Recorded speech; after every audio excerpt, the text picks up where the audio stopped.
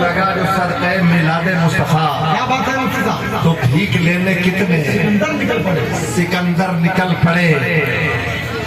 और चूंकि आप लोगों में अगर एक आध शेर करबलाई ना बयान किया जाए तो जोश में कमी लग जाएगी। क्या ख्याल है? बताओ। काश मेरे बाजुओं में पर निकल पड़े। रब की रजा यही थी कि प्यासे शहीद हो। रब की रजा यही थी कि प्यासे शहीद हो, वरना हुसैन चाहे तो कौसर निकल पड़े। बेशक रब की रजा यही थी, रब की रजा यही थी कि प्यासे शहीद हो, वरना हुसैन चाहे तो कौसर निकल पड़े। बेशक और आप में कंप्लीट इंशाअल्लाह हौसला पैदा होगा। हाँ बेटिया तुम लोग बड़ी हो गई हो, किसी से भिजवा देगा, तुम लोग बताए और तो यहाँ नहीं आएंगे। वहाँ अगर शौक है तो भिजवा सकते। रब की रजा यही थी कि प्यासे शहीद हो, वरना हुसैन चाहे तो कौसर निकल पड़े। और चार मिसरे हजरत वो सुना दो ना, जिससे बुजुर्गों को भी थोड़ा जोश आ जाए। कहीं ऐसा ना हो कि खड़े होकर नारा लगाने लगे। संभालिएगा अपने आप को। अरे कौन, अरे कौन, वही फिर है तबाही का जमाना।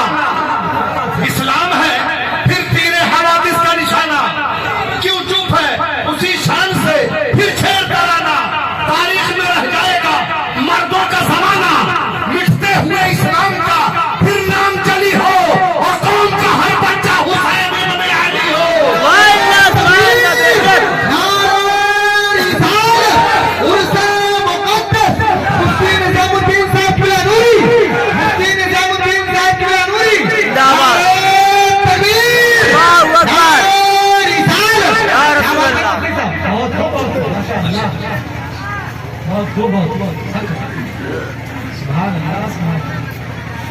रब की रजा यही थी कि प्यासे शहीद हो, वरना हुसैन चाहे तो कौसर निकल पड़े। और उस दम यजीदियत का जनाजा निकल गया। बेशक हक है। उस दम यजीदियत का जनाजा निकल गया। जनाजा निकल गया। दस्ते बला में जबकि 72 निकल पड़े। बेशक जनाजा निकल गया। दस्ते बला में जबकि 72 निकल पड़े। न जाने किस कदर ऊंचे हैं काशाने मोहम्मद के। न जाने किस कदर ऊंचे हैं काशाने मोहम्मद के। बदब देते हैं तकदीरों को दीवाने मोहम्मद के। कदर ऊंचे हैं काशाने मोहम्मद के। बदब देते हैं तकदीरों को दीवाने मोहम्मद के। कोई अजमेर से पी ले, कोई बगदाद से पी ले। कोई अजमेर से पी ले, कोई बगदाद से पी ले। बहुत मशहूर हैं ये दोनों मैखाने मोहम्मद। या रसूल अल्लाह जिंदाबाद जिंदाबाद। अल्लाहु अकबर। या रसूल अल्लाह। कोई अजमेर से पी ले, कोई बगदाद से पी ले। बहुत मशहूर है ये दोनों मैखाने मोहम्मद। बेशक हक है। अभी मुशायरा नहीं कि मैं आपको शेर ही सुनाता रहूं, मैं कुछ कहना चाहता हूं आपसे। बड़ा सीधा साधा एक मजमून, आसान लबो लहजे में अगर आपको समझाने में कामयाब हो गया तो इंशाअल्लाह काम हो जाएगा। अल्लाह फरमाता है, ये सीधे सीधे जुड़े हमारी गुफ्तगू से। अल्लाह फरमाता है, या अय्युहल्लज़ीना आमनू तक़ुल्लाह, ए ईमान वालो अल्लाह से डरो, है ना। तक़वा इख्तियार करो, मुत्तक़ी बन जाओ। अल्लाह से डरो। ए ईमान वालो अल्लाह से डरो। वकूनू माअ सादिक़ीन, और सच्चों के साथ हो जाओ। बेशक कुरान है ना, इससे इनकार नहीं हो सकता। इस आयत में कहा गया है कि नमाज पढ़ना भी जरूरी है और अल्लाह वालों का दामन भी जरूरी है। बेशक हक है। तक़वा इख्तियार करो और सच्चों के साथ हो जाओ। जब हम नमाज पढ़े तो हमें किसी वली बुजुर्ग की क्या जरूरत है, लेकिन रब कहता है कुरान में नहीं, तक़वा भी जरूरी है, दामन गौसे आज़म भी जरूरी है।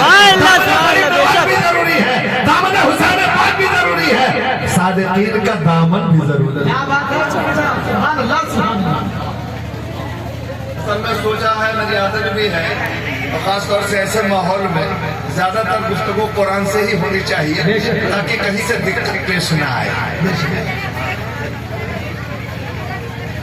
वरना हदीस वगैरह में गाँव समझा दे कि आप नहीं समझते, ये गड़बड़ है, जयीफ है, कमजोर है, नहीं चलने लायक है। कुरान की आयत के बारे में तो किसी की माँ के लाल ने दूध नहीं पिलाया है कि कह दे कि ये गड़बड़ है।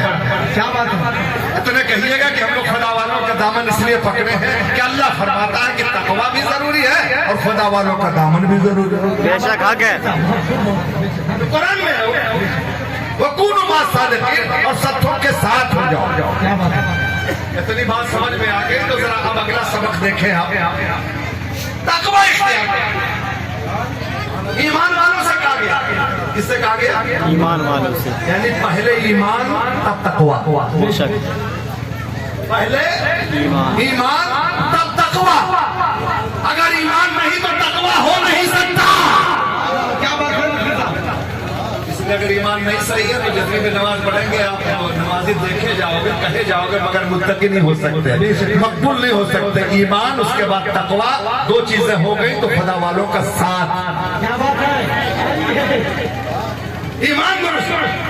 अब यह और बात है दोस्तों कि ईमान दिखाई नहीं पड़ता है ना, अमल दिखाई पड़ता, मगर कमाल है कि जो चीज दिखाई नहीं पड़ती वही असल है, और जो दिखाई पड़ती है उसमें एकाध पर्दा कमजोर भी हो तो भी गाड़ी चल जाएगी। बेशक है ना। आप जीप चलाते हैं, कार चलाते हैं, मोटर चलाते हैं, ऊपर जो कुछ दिखाई पड़ता है वो बोनट है, बॉडी है, असल जो है वो अंदर है, वो दिखाई नहीं पड़ता। लेकिन अगर वहां कुछ गड़बड़ी है, क्या बात है मुफ्ती साहब। होशियार मैकेनिक समझ जाएगा गाड़ी लेने लायक नहीं, इसके अंदर कुछ गड़बड़ है। क्या बात है। डेंट पेंट चाहे जितना अच्छा हो, है ना, कलर चाहे जितना शानदार हो, जो चीज अंदर है वही असल है। अरे भाई, पहिया पंचर हो जाए बन जाएगा, बॉडी टूट गई सीधी कर दी जाएगी, कलर मिक्सर पे फिर से उसको कलर कर दिया जाएगा। लेकिन अगर दोनों गुर्दे खराब है तब, दिल ही खराब है तब, चाहे जितना कीमती कपड़ा पहने हो, आपकी जान खतरे में है, आपकी जान खतरे में है। अगर दिल खराब हो, अगर दिल खराब हो तो जान खतरे में है, और ईमान खराब हो तो तकवा खतरे में है। बेशक हक है। तकबीर। अल्लाहु अकबर। या रसूल अल्लाह।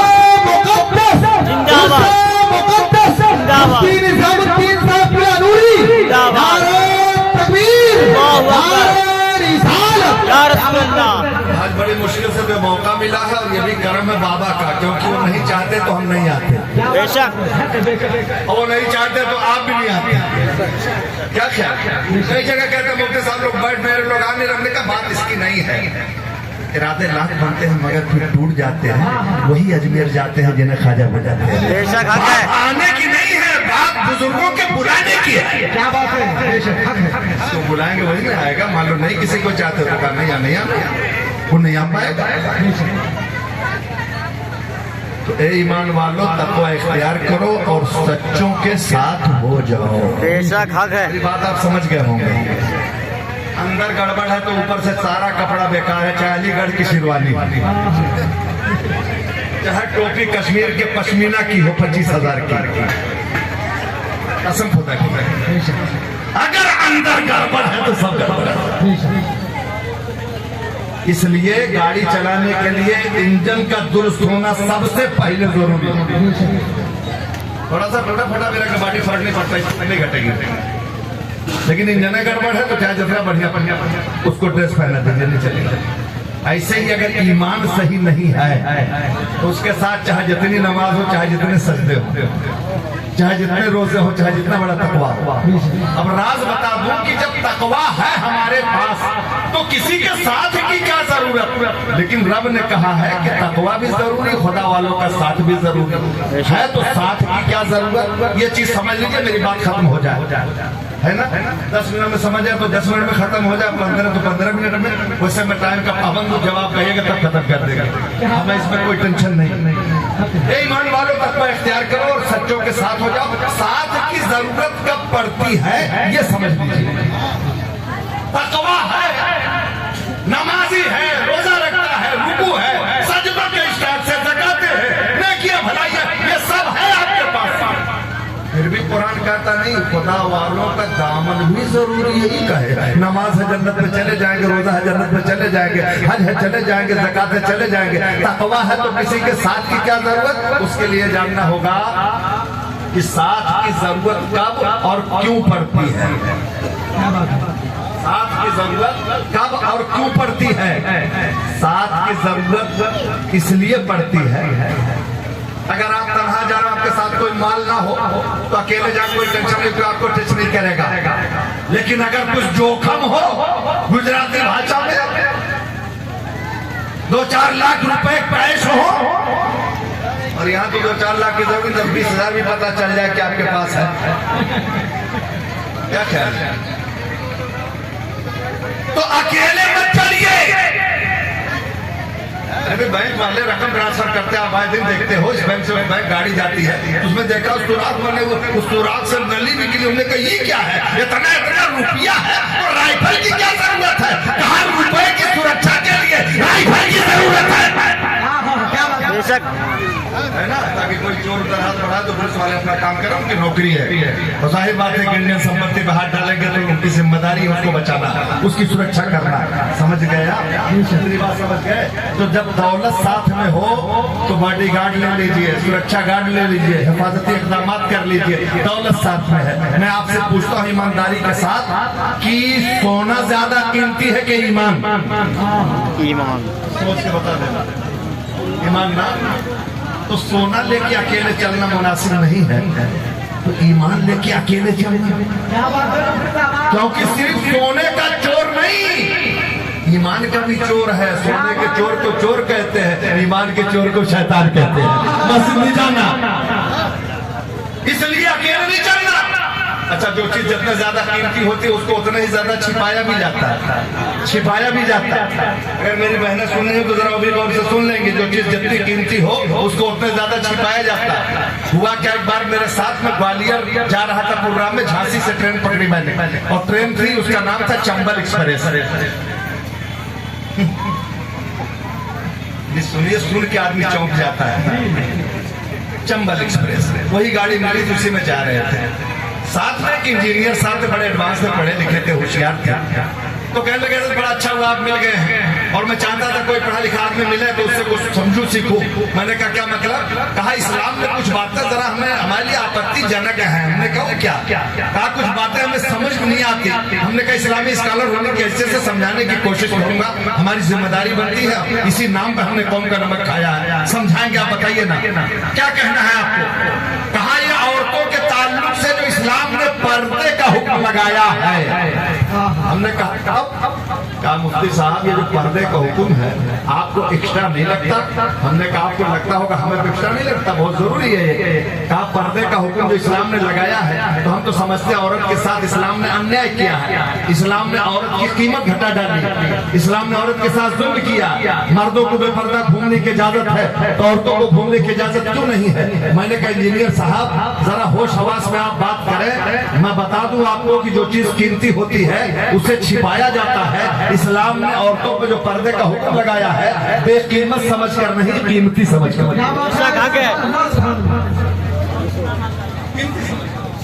तो कहने लगा कि अच्छा कीमती चीज को छुपाना जरूरी है। मैंने कहा हाँ। कहने लगा अच्छा तो एक बात बताइए, आप भी तो समाज के बड़े कीमती आदमी हैं, तो चलिए आपको भी छिपा दिया। हमने कहा इसका मतलब ये नहीं है कि मैं कीमती नहीं हूँ, लेकिन मुझे छिपाना जरूरी नहीं। मर्द ताकतवर होता है, वो अपनी सुरक्षा खुद कर सकता है, इसलिए उस पर पर्दे का हुक्म नहीं लगा। उसे दुनिया की जिम्मेदारी रोजी रोटी हासिल करना, न जाने कहाँ जाना, और औरतों को घर की जिम्मेदारी, उस पर पर्दे का हुक्म इसलिए लगा दिया गया कि वो कमजोर है, स्वयं सुरक्षा नहीं कर सकती, इसलिए उसकी हिफाजत मर्दों की जिम्मेदारी। क्या बात, वाह क्या बात। ठीक है, तो कहने लगे कि आपकी बात हमको समझ में नहीं आई। हमने कहा इंजीनियर साहब, अगर आपको समझाना दूं तो ग्वालियर उतरूंगा नहीं, चाहे जहां तक गाड़ी जाएगी। हालांकि वहीं तक थी गाड़ी।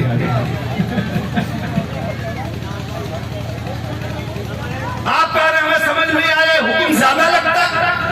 मैंने कहा मैं आपसे कुछ पूछूंगा, फटाफट बताइएगा, टाइम कम है, ट्रेन पहुंचने वाली है। कहाँ पूछिए? हमने कहा आप इंजीनियर हैं? कहा हाँ। हमने कहा आपका घर बार तो अच्छा होगा? कहा आपकी दुआ से बहुत शानदार बना। हमने कहा इंजीनियर साहब आपके घर में सामान वगैरह भी होगा? कहा हाँ बिल्कुल है, आपकी दुआ से बहुत कुछ है। हमने कहा क्या क्या है? तो चौका, चूंकि ये बात हो रही थी चंबल एक्सप्रेस में, सोचा कि कहीं ऐसा तो नहीं कि टोपी कुर्ते में वही हो। तबलीग के बहाने घर का सामान पूछ रहा था। आखिर मौलाना ये पूछ रहे क्या जरूरत, मेरे घर में क्या क्या है? कहा अल्लाह के फजल करम से बहुत कुछ है हजरत, लेकिन तफसील मत पूछिए और हर किसी को बताना भी मुनासिब नहीं है। हमने कहा चलिए सब तफसील मत बताइए, फिर आपसे पूछता हूँ आपके घर में जहाँ बहुत सारा सामान है, क्या आपके घर में लोटा बाल्टी भी है? क्या बात है, घबरा गया। कहा इतनी छोटी बात आप कर रहे हैं हजरत, अच्छी नहीं लगती आपके मुंह से। लोटा बाल्टी बड़ी मामूली चीज है, हर घर में होती है, गरीब क्या भी होती है। लेकिन चलिए आप पूछ रहे हो तो मैं बता रहा हूँ मेरे पास है। हमने कहा लोटा बाल्टी है, तो इंजीनियर साहब एक बात और बताइए, लोटा बाल्टी को आप रखते कहाँ है? खाया कोई पर्दे में रखने की चीज है, इसको तिजोरी कपाट में बंद करेंगे?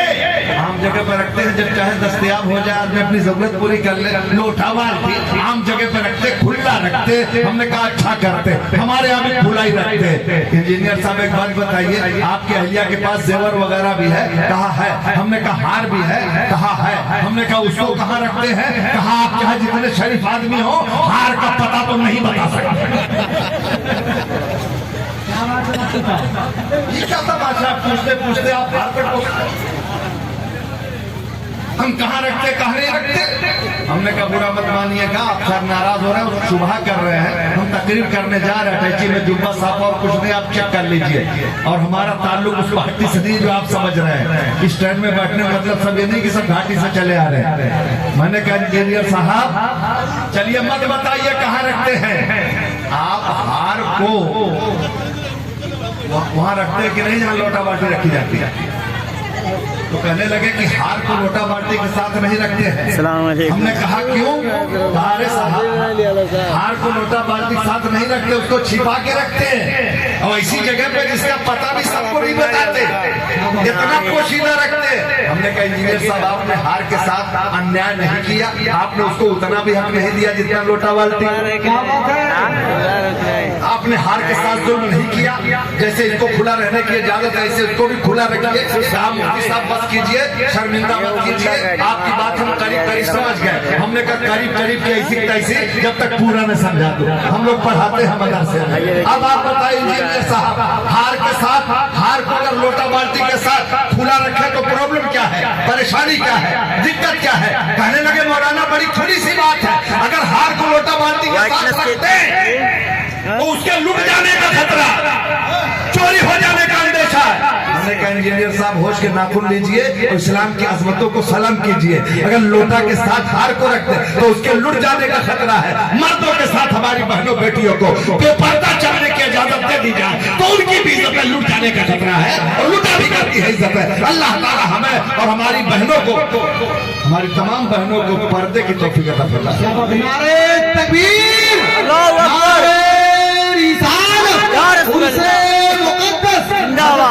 मुफ्ती निजामुद्दीन साहब पिलानूरी, नारे तकबीर, नारे रिसालत, या रसूल अल्लाह। पता चला कि जो चीज कीमती हो उसे छिपाया जाता है ना? अच्छा मरने के बाद जाते कुछ लेके जाते हैं। मुहैया को के सब सामान मुल्की और माली थे, सिकंदर जब गया दुनिया से दोनों हाथ खाली। लेकिन एक चीज बता दूं, मोमिन बहुत कीमती चीज लेके जाता है, वो क्या है? ईमान। किसी को दुआ की जाती है कि दुआ कीजिए आखिरत में ईमान सलामत रहे, जाते जाते ईमान हाथ। तो ईमान जब सबसे कीमती है तो ये तो कहना गलत है कि कुछ लेके नहीं गए। अरे माल असबाब ले जाके क्या करेंगे, यही कहता है हम छोड़ गए, तो छोड़ क्या गए बल्कि छूट गया।